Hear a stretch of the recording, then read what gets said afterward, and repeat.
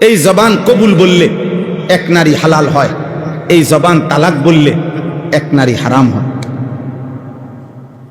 এই জবান কালেমা বললে মুমিন হয়, এই জবান এক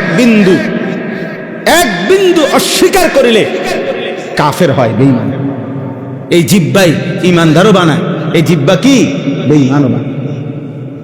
এই জিহ্বা বিবাহিত স্ত্রীও বানায়, এই জিহ্বা আবার তালাকপ্রাপ্ত নারীও বানায়। মানে শব্দ বলার ক্ষেত্রে সতর্কতা। আপনি বলে ফেলছেন, আপনি সেত উঠছে, আপনি কইয়ে লাইলেন 3 তালাক দিয়া, ইয়ার পরে কোন হুজুর কইয়ে লাইছি 3 তালাক দিয়া ফেলছি, মাথা ঠিক ছিল না। তো মাথা ঠিক না থাকলে পৃথিবীতে যারা পাগল, যাদের মাথা তার ছিঁড়া, পাগল মানুষ যারা, তারা বুঝিয়ে এই সারাক্ষণ 1 তালাক 2 তালাক 3 তালাক কয়। তো আপনি মাথা ঠিক আছে, যার মাথা ঠিক থাকে না হে তালাক কয়, এটা আপনি কোথায় দেখছেন? আমার একটা লোক দেখান। এই যে পাবনা চলেন, আমরা যাই পাবনায়, যারা মেন্টাল হসপিটালে পাগল, হেরা বইয়ে বইয়ে বুঝি কয় 1 তালাক 2 তালাক 3 তালাক। তো তাইলে আপনি কি বললেন? এটা মাথা ঠিক আছিল না দেখে আপনি মহিলাটারে 1 তালাক 2 তালাক 3 তালাক বললেন। এত বড় মিথ্যা কথা, মিথ্যুক। এটা কারে বললে বেটা? এটা হুজুর মোল্লারে বুঝাই দিলা? হ্যাঁ, আল্লাহরে বুঝাইতে পারবেন আপনি এই কথাইটা? কথা বলেন না। আপনি মাথা ঠিক আছিল না? আপনার মাথা 100 গুণ ঠিক আছিল বেটা। তুমি জানো এটা বললে মহিলা তালাক হয়, তুমি বুঝছেই তো এটা বলছো। তুমি নালে সালাক পেলে না, 1 সালাক 2 সালাক 3 সালাক, এটা বললেন না কেন? সাবধান। অতএব দিন মানা জরুরি, আল্লাহকে মানা জরুরি, আখিরাত মানা জরুরি। মামুলি খামখেয়ালি করলে হবে না। আল্লাহ আমাদেরকে বুঝার তৌফিক দান করে। চলেন এবার এই তর্জমাটা শুনে। এই কাফের বেঈমান নজর ইবনে হারেস যখন এই কথা বলল, আল্লাহ তাআলা তখন এই সূরা নাজিল করলো। করে আল্লাহ বলতেছেন সাআলা সাইল। এবার শুধু তর্জমা শুনেন। আল্লাহ বলেন সাআলা সাইলুম বিআযাবিন। নবী বন্ধু, আপনার সামনে এক বেঈমান, নিশ্চিত যেই আযাব আমি আল্লাহর পক্ষ থেকে আসবে, এই আযাব নিজের থেকে আমি আল্লাহর আযাব চাইতেছি, আপনার সামনে কামনা করছে আমি আল্লাহর কাছে, আপনি দেখতেছেন। পরে বলেন লিল কাফিরিনা লাইসা লাহু দাফি। নিশ্চিত এই আযাব কাফের বেঈমান নাফরমানদের জন্য আসবেই আসবে, আর এই আযাব প্রতিহত করার মতো ক্ষমতা কারো হবে না। কেন? কারণ মিনাল্লাহি জিল মাআরিজ, সর্বোচ্চ ক্ষমতা, মর্যাদা, সম্মান, ইজ্জত অধিকারী, সর্বোচ্চ ক্ষমতার অধিকারী যেই মহান আল্লাহ, এই আযাব আসবে সেই আল্লাহর পক্ষ থেকে। আর ওই মাওলার আযাব, ওই মাওলার সিদ্ধান্ত ঠেকাইতে পারে এমন শক্তি কায়নাতের কারো নাই। আছে? তারুজুল মালাইকাতু ওয়ার রূহু ইলাইহি। আল্লাহ বলেন বন্ধু ওদেরকে বলেন 24 ঘন্টা 7 তবক জমিনের নিচ থেকে 7 আসমানের ঊর্ধ্বে, 7 আসমানের ঊর্ধ্ব থেকে 7 তবক জমিনের নিচ থেকে আল্লাহর হুকুমে ফেরেশতা উঠানামা করে, আসা যাওয়া করে। কোটি কোটি ফেরেশতা, যে মালিক ফয়সালা দিলে জমিনে ফেরেশতা বৃষ্টি নিয়ে আসে, যেই মালিক ফয়সালা দিলে জমিনে ফেরেশতা রোদ নিয়ে আসে, যেই মালিক ফয়সালা দিলে জমিনে ফেরেশতা আল্লাহ তাআলার জমিনে প্রতিনিয়ত আল্লাহর সিদ্ধান্ত বাস্তবায়ন করে, যেই ফয়সালা আল্লাহ দিলে কোরআন জিব্রাইল নবীর কাছে তাৎক্ষণিক নিয়ে আসে।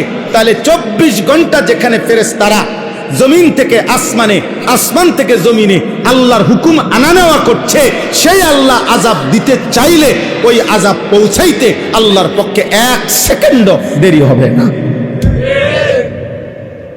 তবে চূড়ান্ত আযাব কোন দিন হবে? এখন দিচ্ছি না কেন? ও বলতেছে এখন দিতাম। আল্লাহ বলে বন্ধু ওরে বলে দেন চূড়ান্ত আযাবের জন্য আমি একটা দিন নির্ধারণ করছি, এই জন্য আজকে দিচ্ছি না। কথা বোঝেন নাই? আমার একটা কি আছে? ফয়সালা আছে, একটা দিন আমি ঠিক করছি, ওই সময়ের কারণে এখন দিচ্ছি না। সেই দিনটা কোন দিন?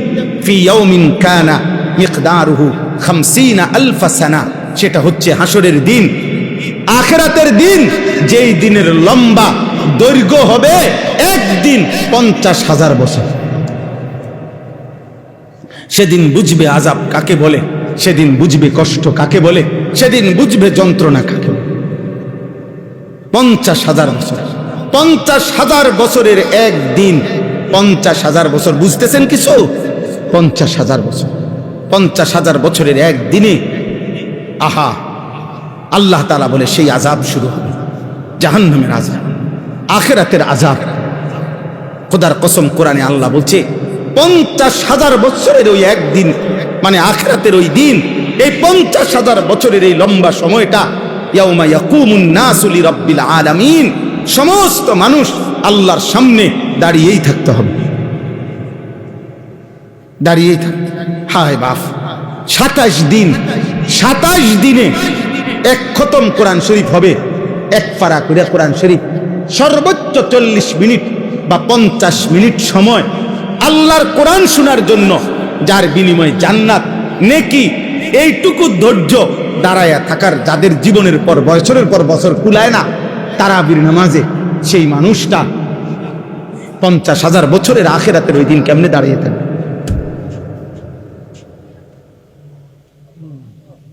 কথা বলেন।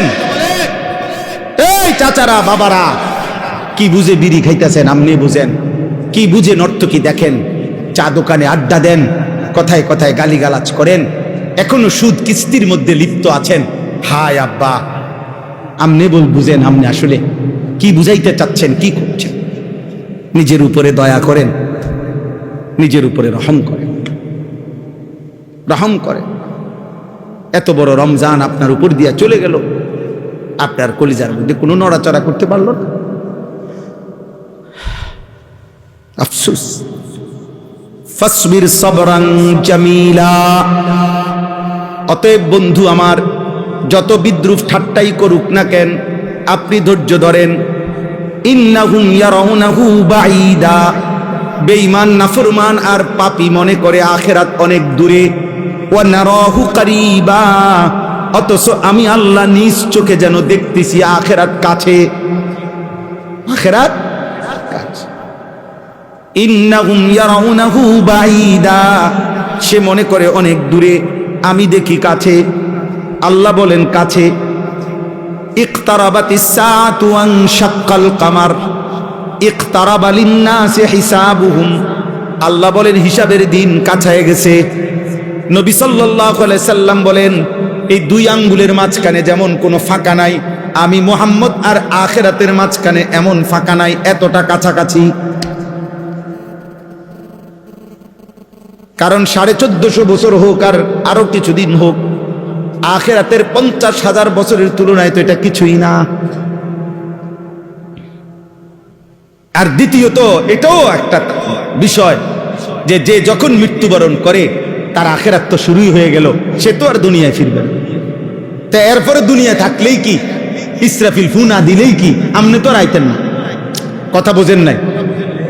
আমার মৃত্যুর পরে যদি আরো 500 বছর পরেও ইসরাফিল ফু দেয়, দোক না, কিন্তু আমি তো নাই, তো আর দুনিয়া ভোগ করার সুযোগ আছে আমার? তো তার লাভ কি? এরপরে দুনিয়া থাকলে কি না থাকলে, আমি তো মরে গেছি। ইয়াউমা তাকুনুস সামাউ কাল মুহল ওয়া তাকুনুল জিবালু কাল ইহন ওয়া লা ইয়াসআলু হামিমুন হামিমা ইউবাসসারুনাহুম। এখানে আল্লাহ তিনটা কথা বলছে।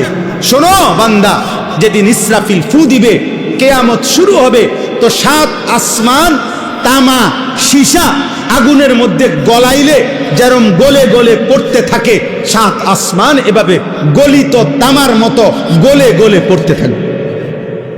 1 2 ওয়াতাকুনুল জিবালু কাল ইহন।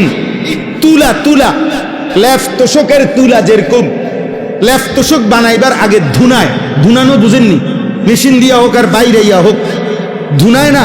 এই ধুনানোর পরে তুলা যদি বাতাসে ছেড়ে দেওয়া হয়, এটা যেরকম উঠতে থাকে, আল্লাহর কসম আল্লাহ বলে পাহাড়গুলো ইসরাফিল ফু দিলে এরকম ধুনিত তুলার মতো উঠতে থাকবে। 3 হাসরের মাঠ কায়েম হবে। ওয়ালা ইয়াসআলু হামিমুন হামিমা ইউবাসসারুনাহুম। পৃথিবীতে যার সাথে যার কলিজার বন্ধুত্ব ছিল, সর্বোচ্চ ঘনিষ্ঠ বন্ধুত্ব ছিল, সেই আপন বন্ধু ওই বন্ধুকে সচক্ষে কাছে দেখবে, কিন্তু খোদার কসম একজন আরেকজনকে কিছুই জিজ্ঞেস করবে। 4 নাম্বার এই শেষ কথা, এটা ইয়াওয়াদ্দুল মুজরিমু লাউ ইয়াফতাদি মিন আযাবি ইয়াউমিইদিন বিবানি। আল্লাহ তাআলা বলেন, সেদিন পাপী, মুজরিম, নাফরমান, পাপী, বেঈমান আল্লাহর আযাবের দৃশ্য জাহান্নামকে যখন নিজ চোখে দেখবে, তখন একটা চিৎকার দিবে আর বলবে, আল্লাহ আমার ছেলে মেয়ে সবগুলারে জাহান্নামে দিয়ে দেন, আমার স্ত্রীকে জাহান্নামে দিয়ে দেন, আমার ভাই বোন পরিবারকে জাহান্নামে দিয়ে দেন, আমার বংশের গোষ্ঠীর সকলকে জাহান্নামে দিয়ে দেন। এই পৃথিবীর কিয়ামতের মাঠে এখন যারা দাঁড়িয়ে আছে সকলকে জাহান্নামে দিয়ে দেন, তবুও আমি একা, আমার জাহান্নাম থেকে বাঁচায়। ইয়াওয়াদ্দুল মুজরিমু লাউ ইয়াফতাদি মিন আযাবি ইয়াউমিইদিন বিবানি ওয়া সাহিবাতিহি ওয়া আখি ওয়া ফাসিলাতিহি আল্লাতী তুযি ওয়া মান ফিল আরদি জামিআ সুম্মা ইউনজি। ফেরেশতা বলবে, এটা তোমার স্ত্রী। বলছে, আল্লাহ ফালা জাহান্নামে, আমারে বলো বাঁচাইতে। আরে তোমার বাপ মা, আর রাখ মা বাপ, আমারে বলো বাঁচাই। ইয়া রব্বি নাফসি নাফসি, আয় করিম আমাকে বাঁচা। এই নাফরমান এটা বলে, পাপী এটা বলতে থাকে। আল্লাহ বলেন, কাল্লা, কখনোই হবে না, না বান্দা, কাল্লা, কখনোই না, ইন্নাহা লাযা, নিশ্চিত জাহান্নামের লেলিহান আগুনে এখন তোকে ফেলা হবে, নাজ্জাআতাল লিশ-শাওয়া, আর প্রথম সেকেন্ডে তোর চামড়া খসিয়ে ফেলা হবে, চামড়া তুলে ফেলা হবে। তাদউ মান আদবারা ওয়া তাওয়াল্লা ওয়া জামাআ ফাআওয়া। এই শেষ কথা হলো, আল্লাহ তাআলা বলেন, দোস্ত নওজোয়ান শুনতেছো বাপ, জাহান্নাম আল্লাহ নিজে বলেন নাফরমান পাপীকে দেখে দেখে, মিথ্যুক আল্লাহ যদি মাফ না করে, সুদখোর, ঘুষখোর, কিস্তিখোর, লুণ্ঠনকারী, মদখোর, নেশাখোর, জুয়ারি, জিনাকার, বেবিচারী, বেহায়া, বেপর্দা, বেঈমান, মুশরিক, মুনাফিক, কাফের, সমস্ত নাফরমান আল্লাহ যদি মাফ না করে কোন পাপীকে, তো ওই জাহান্নাম নিজে, আল্লাহ বলতেছে, জাহান্নামের আগুন তারে ডাক দিবে, ওই নাফরমানকে আগুনে ডাক দিবে, ডাক দিয়া বলবে, এদিকে আছে, এই বেঈমান এদিকে না। খোদার কসম, এই আয়াতের অর্থ এটা। তাদউ মানে জাহান্নাম ডাকবে, মান আদবারা ওয়া তাওয়াল্লা, যে আল্লাহর একটা একটা হুকুম থেকে মুখ ফিরাইয়া নিছিল, ওয়া জামাআ ফাআওয়া, দুনিয়ার জীবন শুধু সম্পদ জমা করে আগলাইয়া রাখছিল, দুনিয়াটারে খুঁট দিয়া ধরে রাখছিল, দুনিয়া ছাড়তে চায় নাই, সম্পদ ছাড়তে চায় নাই। কিসের হালাল, কিসের হারাম, কিসের যাকাত, কিসের সাদকা, কিসের হজ, কিসের উমরা, কিসের দান, কিসের সাদাকা। আমি রাক্ষস, আমারে তো সব দরকার, আমি তো মরবো না। আল্লাহ বলেন, এরকম পাপী, দুনিয়া লুবি, সম্পদ লুবি, চরিত্রহীন, আল্লাহর হুকুম থেকে বিমুখ, তাদেরকে জাহান্নামের আগুন ডেকে ডেকে জাহান্নামে ঢুকায় ফেলে। আল্লাহ আমাকে মাফ করে দেন, আল্লাহ আমাদের সবাইকে মাফ করে দেন। অতএব বন্ধু আমার, দোস্ত আমার, সারা পৃথিবীর বিনিময়ে একজন একজন নাফরমান চাইবে নিজেকে বাঁচাইতে, কিন্তু কাল্লা, কখনোই হবে। অতএব এই কিশোর নওজোয়ান তোমাদের সবাইকে বলি, ওই দেখেন, ওই কিছু কিছু ছেলে এমন অসভ্য, এদেরকে বলার পরেও এই মোবাইল দিয়েই ভিডিও। বদনসিব কোনোভাবেই বদলাবে না। গাদ্দার, গাদ্দারের কথা হইল, হুজুর তোর আব্বা বলল, আমি আমার কামে করি। হ্যাঁ হ্যাঁ, এটা জানো না মিয়া, এটা হলো বহুত বড় দুর্ভাগ্য যে আল্লাহ তার কোনোভাবেই, আল্লাহ দয়া না করলে, বলছি না পরিবর্তন, কমপক্ষে বিবেকটা একটু হইল নরম হওয়া, এটা আল্লাহর দয়া। চার এই দিল, পাথর হয়তো মানুষ হাত দিয়ে ভাঙ্গা লাইতে পারবে, কিন্তু এই দিল নরম করা, খোদার কসম, এটা আল্লাহ তাআলার ফয়সালা, আল্লাহর ফয়সালা। আল্লাহ না চাইলে হয় না, এটা তো শুরুতে এই জন্য বলছি, ফয়সালা কার হাতে? আল্লাহ। চলেন, অতএব আমার কথা শেষ। প্রত্যেকের কাছে অনুরোধ, কিশোর ভাই, যুবক, বয়স্ক বাবা, পর্দার আড়ালের মা বোন, সবাই মিলে আমরা আল্লাহর নাফরমানি থেকে বাঁচেন।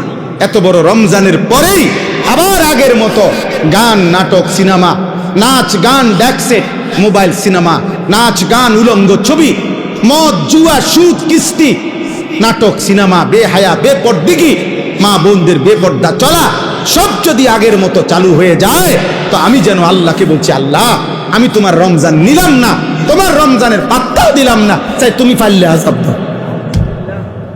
আল্লাহ আমাদেরকে হেফাজত করেন, আল্লাহ আমাদের সকলকে হেফাজত করেন। পরিবর্তনের জন্য আল্লাহর তৌফিক জরুরি। কারো ব্যক্তিগত যোগ্যতায়, কারো যোগ্যতায়, তিনি নবী হোক কিংবা আউলিয়া হোক, সবচেয়ে বড় ইবাদত গুজার বান্দা হোক, কারো ব্যক্তিগত যোগ্যতায় কেউ হেদায়েত পায় না। এই বিষয়টা শুধুই কেবল আল্লাহ তাআলার ফয়সালা। ফাইন্নাল্লাহা ইউদিল্লু মান ইয়াশা ওয়া ইয়াহদি মান ইয়াশা। আল্লাহ বলে নিশ্চয়ই আল্লাহই যাকে চান গোমরাহ করেন, আল্লাহই যাকে চান হেদায়েত দেন। ফালা তাযহাব নাফসুকা আলাইহিম হাসারাত। আল্লাহ তাআলা বলেন, নবী অতএব বারবার আপনি কালেমার দাওয়াত দেওয়ার পরেও কেউ চূড়ান্ত প্রত্যাখ্যানই করছে, বারবার কোনোভাবেই ফিরতেছে না, আপনি এই কারণে ওই ব্যক্তির জন্য আফসোস করে নিজেকে শেষ করে দিয়েন, বরং আপনি আপনার জিম্মাদারি আদায় করবেন শতভাগ। বাকি ফয়সালা আমি আল্লাহর হাতে। ফয়সালা কার হাতে? আল্লাহ তাআলার হাতে। তো যেখানে রাসূলুল্লাহ সাল্লাল্লাহু আলাইহি ওয়াসাল্লামের ব্যাপারে আল্লাহ তাআলা উনাকে এটা বলছেন, তো সেখানে আমি কি? অথবা আমি কোনো জল্লাদও না, দারোগাও না, যে আমি আপনারে তরবারি কাঁধে নিয়ে বলবো যে এখন কালেমা গ্রহণ করবি, নাহলে একদম কল্লা হলাই দেব, এমন না। বরং সাধ্যের সবটুকু দিয়ে বলতে থাকা। কিন্তু ফয়সালা কার হাতে? হযরত নূহ আলাইহিস সালাম 950 বছর মানুষ, বুট বাদামও খাইও না, বাপ ছোট ভাই বাবা আব্বা খাইও না, পরে পরে, ঠিক আছে, মনোযোগ দিয়ে শোনো, এমনি বসে থাকো চুপচাপ, বরকত হবে। ছোট বাচ্চাদের জেহান শক্তি ভালো থাকে, এমনি শুনে থাকলেও শুনতে শুনতে আরেকজনে পড়তেছে বলতেছে, এটা শুনলে অনেক কথা বলতে পারে, অনেক কথা। আমার ছোট মেয়ে 4 বছর 4.5 বছর, আমার ছেলে কোরআন শরীফ পড়ে, ওর শুনতে শুনতে সূরা ফাতিহা বলতে পারে, হাদির গজল পুরাটা কইতে পারে, লম্বা প্রায় 5-7 মিনিট, তো এই তো শুনতে শুনতে বলতে পারে। এই জন্য বাচ্চাদের জন্য উচিত এমনি শুনতে থাকা, বাকি কাউকেই গাফলতের মধ্যে ছেড়ে না রাখা। তাইরে বললাম যে নূহ আলাইহিস সালাম 950 বছর মানুষকে আল্লাহর দিকে দাওয়াত দেওয়ার সময় 950 বছর এক এলাকায় একটি নির্দিষ্ট জনগোষ্ঠীকেই তিনি দাওয়াত দিয়েছেন। তখন পৃথিবীর মানুষই ছিল এই কয়জন, উনি যে কয়জনের সামনে ছিলেন, আল্লাহর দুনিয়ায় মানুষই ছিল এরা। তো তিনি এরপরে 950 বছর, এটা কোনো মামুলি কথা না,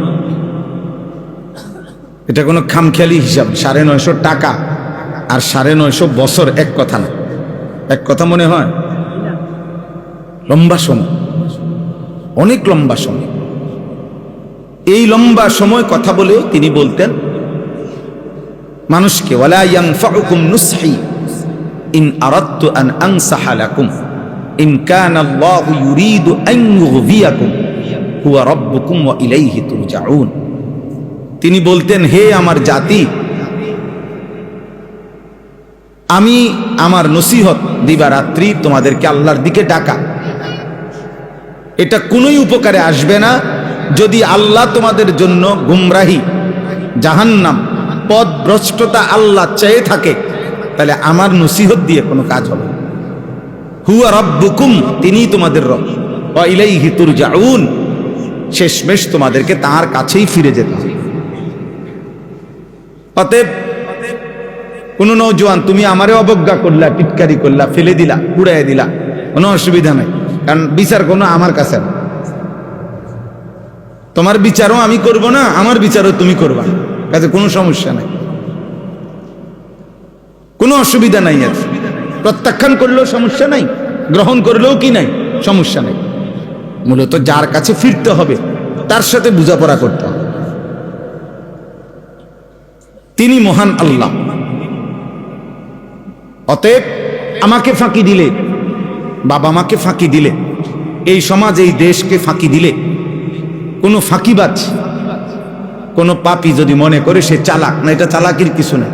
ওরা দেখলো তেমন কিছু নাই, না দেখলো তেমন কিছু। দুনিয়াবি কিছু ধমক, কিছু শাস্তি হইতে পারে, আবার নাও হইতে পারে, কিন্তু চূড়ান্ত মালিকের হাত থেকে ছুটবা কেন? রবের কাছ থেকে ছুটবেন কেন? আল্লাহ তাআলার পাকড়াও থেকে ছাড় পাবেন কিনা? আল্লাহ তাআলা কোরআনুল কারীমের মধ্যে বলছে, ইসরাফিল যখন ফু দিবে তো মানুষগুলো দিক বেদিক ছুটতে থাকবে। ইয়াকুলুল ইনসানু ইয়াউমাইদিন আইনাল মাফার। আর মানুষ তখন অস্থির, পাগল, মাতাল হয়ে একজন আরেকজনকে জিজ্ঞেস করবে, আজ পালাবো কোথায়? ভাই তুমি বলো, আমি কোথায় দাঁড়াবো? সে বলবে আমারও জানা নেই, কারোই জানা নেই। কাল্লা লা ওয়াজার। আল্লাহ বলছে, না না বান্দা, আজ কোথাও কোনো আশ্রয় নাই, জমিনের উপরে আর থাকা যাবে না। ইলা রব্বিকা ইয়াউমাইদিনিল মুস্তাকার। আজ শুধুই কেবল তোমার রব আল্লাহর কাছেই আশ্রয়, আল্লাহর কাছেই আশ্রয়। অতএব এটা জরুরি। এই কোরআন সুন্নাহর কথা, ওয়াজ মাহফিলের কথা, মসজিদের জুম্মার বয়ান, ওলামায়ে কেরামের নসিহত, চোখের পানি, আউলিয়ায়ে কেরামের দরদ মাখা বয়ান, এই সব কিছু দোস্ত আল্লাহর পক্ষ থেকে মূলত বলা, কিন্তু মূল ফায়সালা কার হাতে? ইব্রাহিম আলাইহিস সালাম এবং উনার আব্বা আজর, তো উনারাও বাপ পুত। ইব্রাহিম আলাইহিস সালাম, ইসমাঈল আলাইহিস সালাম, উনারাও বাপ পুত। বুঝেন নাই হিসাবটা? কিন্তু এই বাপ পুত্র লক্ষবার চেষ্টা করছে বাবাকে ইমানদার বানাইতে, কিন্তু আল্লাহ তাআলা হেদায়েত দেন। আবার এই বাপ সন্তানকে ছোট্টবেলাতেই বলছে আল্লাহর কথা, যে আমি তোমাকে স্বপ্নে দেখছি, আল্লাহর হুকুমে জবাই করতেছি, তুমি কি বলো? ছেলে বলতেছে, নিঃসন্দেহে নিশ্চিন্তে আপনি আমার আল্লাহর হুকুম পালন করেন। তাহলে কি আশ্চর্য চিত্র! ইব্রাহিম আলাইহিস সালাম, তিনি তার পিতা, ওনাকে লক্ষবার বলেও চেষ্টা করেলো, কিন্তু হেদায়েত মিলল না। আবার ছোট্ট বাচ্চা 8 বছর 12 বছর না হইতেই সেই ইব্রাহিম আলাইহিস সালামেরই সন্তান, সে আল্লাহকে চিনল। তাহলে ফায়সালা মূলত কার? আল্লাহ তাআলা। ফায়সালা মূলত আল্লাহ তাআলা। ইউসুফ আলাইহিস সালাম ছোট্টবেলাতেই ঘর হারা, একবার কূপে ফেলে দিল। এরপরে বণিক দল ওনারে বাজারে নিয়ে গেল।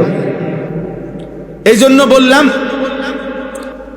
যে এটা দেখেন, ইউসুফ আলাইহিস সালাম, নওজোয়ান ছেলেরা, কিশোর ভাই, তোমরাও দেখো, শোনো।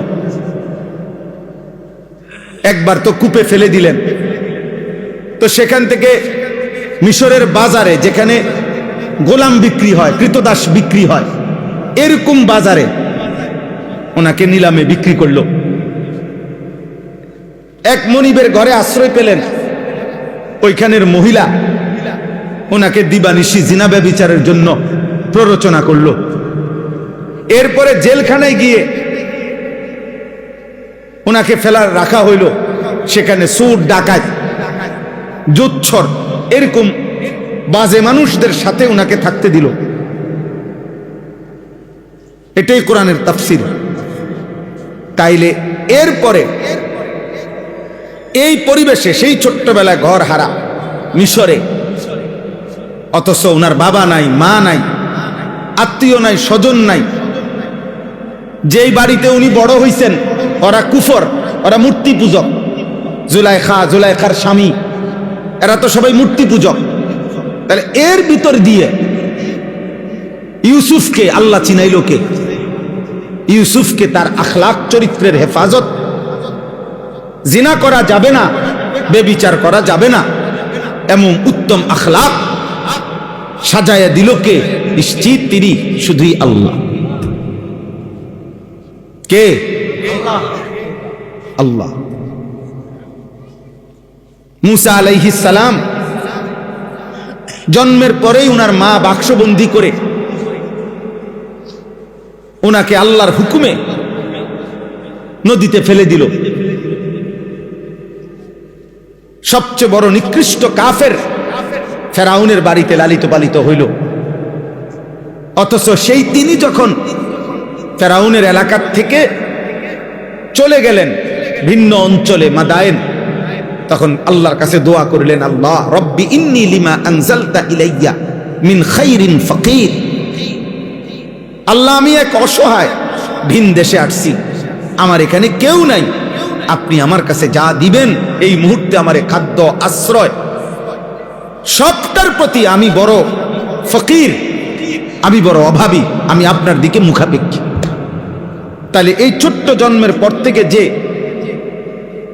ফেরাউনের ঘরে লালিত পালিত হলো, অথচ তিনি আল্লাহ চিনলেন কেমনে?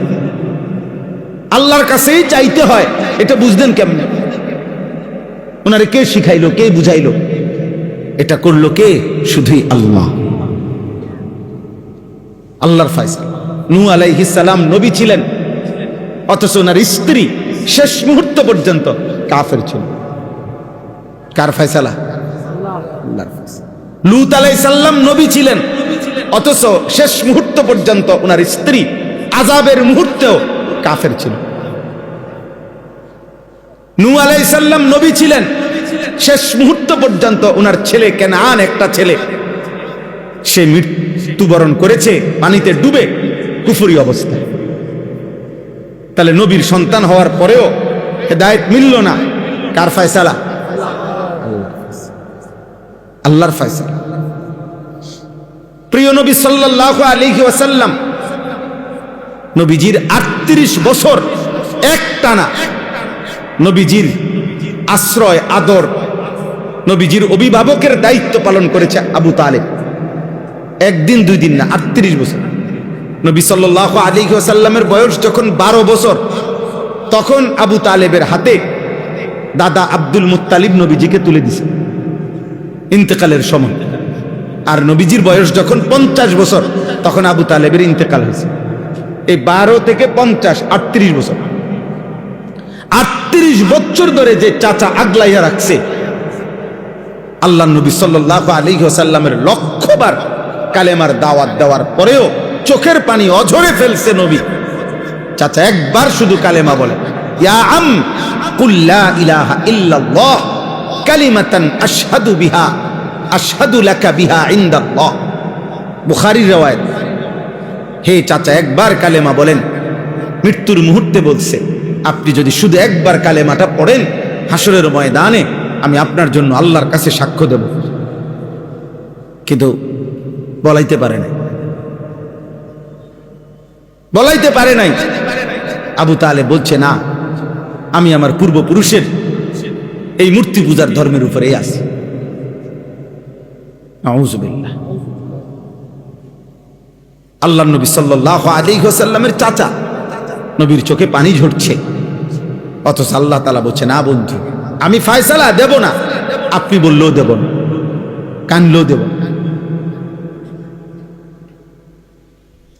এই জন্য দোস্ত, দুনিয়ার ভাত মাছ খাওয়া, বিল্ডিং করা আর পেশাব পায়খানা করা কিছু সহজ বিষয়। এ তো জন্তু জানোয়ারের স্বাভাবিক বিষয়। এই প্রয়োজন, এই চাহিদাগুলো তো জন্তু জানোয়ারেরও পূরণ হয়। কিন্তু ঈমান, তাকওয়া, সেজদা, আল্লাহর গোলামি, 5 ওয়াক্ত নামাজ, ওয়াক্ত মতো সেজদা দেওয়া, হালাল হারাম মেনে চলা, এটা মালিকের আলাদা তৌফিক, দয়া, ইহসান, আল্লাহর দেওয়া তৌফিক ছাড়া হয় না। ভাত সবে খাইতেন, পেশাব পায়খানা সবাই করতেন, বিল্ডিং একখান সবাই বানাইতেন। বদিল্লার অফিস বিল্ডিং আছে, রিস্কাওয়ালা, কুলিওয়ালা, ঠেলাওয়ালা, দিন মজুরের ঘরেও ফ্রিজ আছে, সোফা আছে, ডাইনিং টেবিল আছে, টাইলসওয়ালা বাথরুম আছে, এগুলো তেমন কিছুই না। মূল বিষয় হলো ঈমান, মূল বিষয় হলো হেদায়েত, মূল বিষয় হলো আল্লাহকে চিনা, মূল বিষয় হলো আখিরাতকে বুঝা, মূল বিষয় হলো এই কপাল আল্লাহকে সিজদা করা, মূল বিষয় হলো আল্লাহ তাআলার এক এক হুকুমের গোলামি করা। তোমরা নওজোয়ান ছেলে পেলে না তোমরা বুঝলা, না তোমাদের অভিভাবকরা বুঝলা। অভিভাবক ব্যস্ত দুনিয়া সাজাইতে, তোমরাও ব্যস্ত দুনিয়া ভোগ করতে। বাপ মারও সময় নাই, 24 ঘন্টার ফিকির। খাট বানানি শেষ হইলে সোফা, সোফা বানানি শেষ হইলে ডাইনিং টেবিল, দরজা লাগাইলে সিটকারি, সিটকারি লাগাইলে দরজা, একটার পর একটা দুনিয়া দুনিয়া দুনিয়া দুনিয়া দুনিয়া দুনিয়া। আর সন্তান তোমার হাতেও সময় নাই, মোবাইল তোমারই সারাক্ষণ পাগল বানায় রাখছে। নারী, ছবি, গান, নাটক, সিনেমা, অশ্লীলতা, অসভ্যতা, নোংরামি, উলঙ্গতা, হারাম প্রেম, হারাম সম্পর্ক, খালাস। তা আল্লাহ কোথায়? আখিরাত কোথায়? সিজদা কোথায়? মহান আল্লাহ পাক রব্বুল আলামিন বলেন, বান্দা রমজান আমি নিজ হাতে সাজাইছি, রমজান আমি আল্লাহ নিজ হাতে সাজাইছি, আমার হাতে আমি আল্লাহ সাজাইছি। একদিকে রোজা, আরেকদিকে তারাবি, একদিকে ইফতার, আরেকদিকে সাহারি, এতেকাফ, শবে কদর, বেজর রাত্রি, প্রথম অংশ রহমত।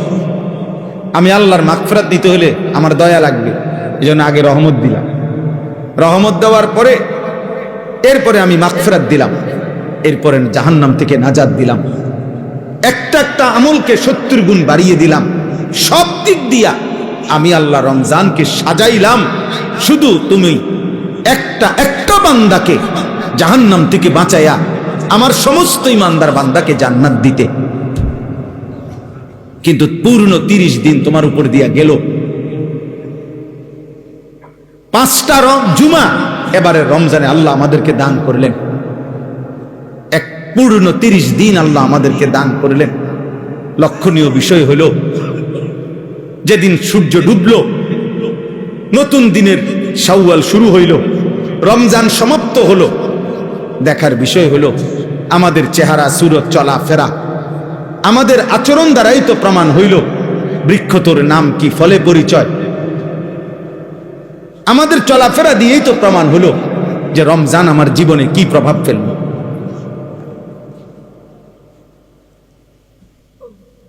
তাহলে সেদিন শুক্রবার সন্ধ্যা থেকে নিয়ে আজকের সোমবার এশা পর্যন্ত 5 ওয়াক্ত নামাজ যার কপালে জুটলো না, এই নাফরমান 30 দিনের রমজান তার উপরে কি আসর করল?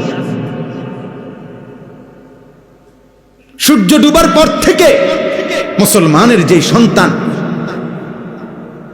বাজি ফুটাইল, এই নাফরমান, এই নাফরমানের উপরে রমজান কি প্রভাব ফেলল? ঈদের দিনে যেই অসভ্য মেয়েরা, মহিলারা বেপর্দা হাঁটলো, এই অসভ্য, বেহায়া, এই নির্লজ্জ মহিলাদের জীবনে, মেয়েদের জীবনে রমজান কি আসর করল?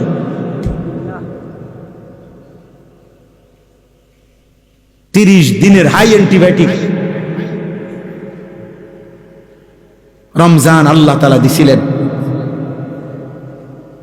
একদিনও, এত বড় মাসের একদিনও কোনো প্রভাব থাকবে না। আগের মতো বিড়ি, আগের মতো সিগারেট যার জীবনে, চাচা, আগের মতো চা দোকান, আগের মতো গালি, আগের মতো নাটক, সিনেমা, নর্তকী দেখা, আপনার উপর দিয়ে যে একটা রমজান পার হইল, এটা আপনার উপরে কি প্রভাব ফেলল? আপনি দিয়ে আগের মতো বিড়িয়ে খান, আপনি দিয়ে আগের মতো নর্তকী দেখেন, আপনি দিয়ে এখনো গালিয়ে দেন। ছি ছি ছি ছি, হায় হায় হায়, আফসোস। প্রত্যেকেই যার যার জায়গায় ভাবেন। আমিও ভাবি, আপনিও ভাবি।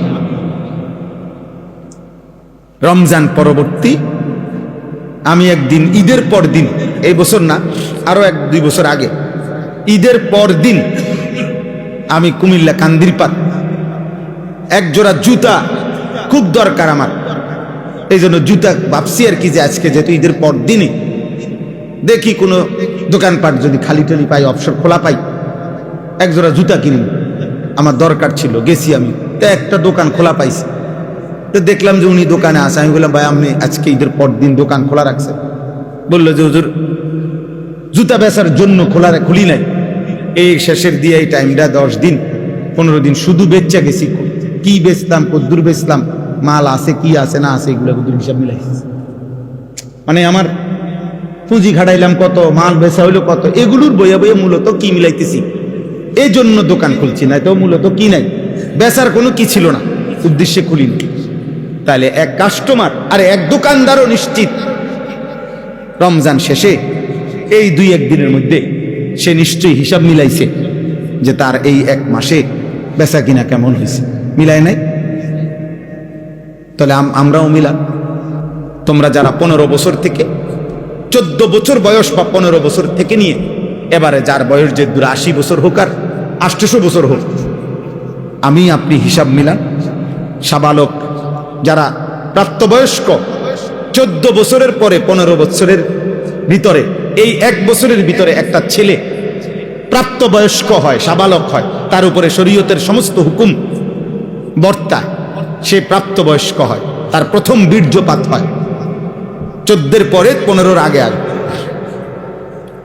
13 থেকে 14 বছরে, এই 1 বছরের ভিতরে কোনো মেয়ে প্রাপ্তবয়স্ক হয়, সাবালিকা হয়, তার মাসিক ঋতুস্রাব শুরু হয়। তাহলে এই বয়স থেকে ছেলে মেয়ে পুরুষ নারী আমরা হিসাব মিলানো উচিত।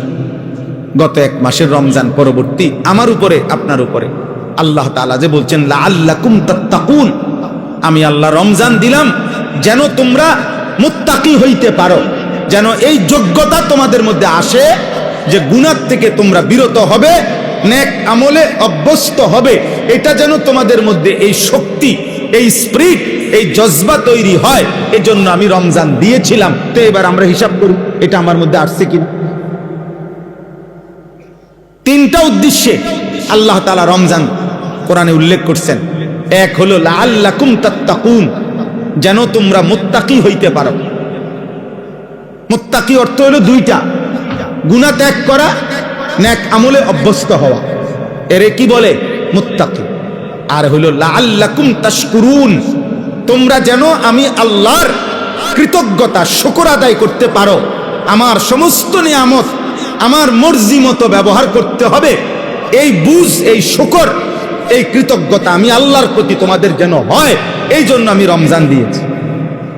3 নাম্বার হলো লাআল্লাহুম ইয়ারশুদুন, আমার সমস্ত বান্দা যেন হেদায়েতের রাস্তা, জান্নাতের রাস্তা পেতে পারে, এজন্য রমজান দেওয়া। এখন বলেন, আমিও হিসাব মিলাই, আপনিও মিলাই, আমরা প্রত্যেকের হিসাব মিলাই। যদি দেখেন সব কিছু আগের মতোই, চাল চলন, উঠা বসা, লেন, কথাবার্তা, চুল, চেহারা, আদব, আখলাক, চিন্তা, চেতনা সব আগের মতো, হায় না ফরমান, তাহলে রমজান তোর উপর দিয়া কি গেল? কে আসলো আর কে গেল? কি অর্জন করল? এই জন্য আমার খুব ভয় হয়, খুব ভয় হয়।